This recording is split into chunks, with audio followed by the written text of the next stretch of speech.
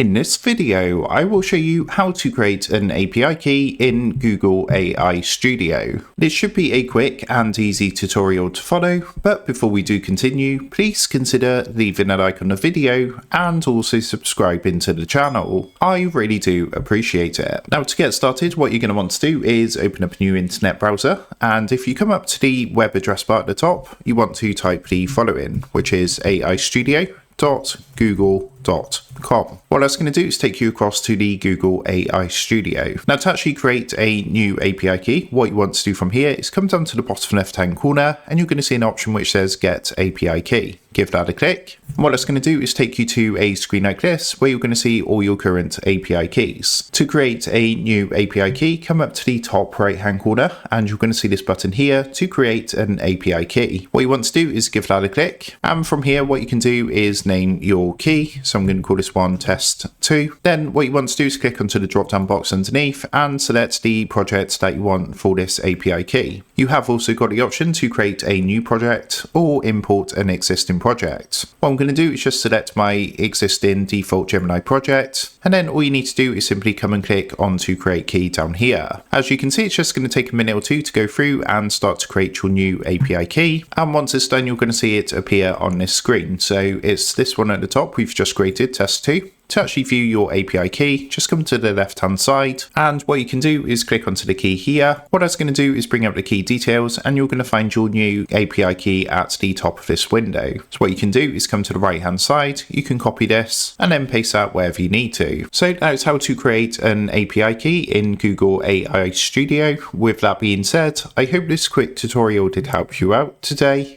And if this did help you out, I would really appreciate it if you was to consider dropping down below the video, leaving a like, and also subscribing to the channel. With that being said, I just want to take a minute to thank you guys for watching this quick tutorial, and I will see you in the next video.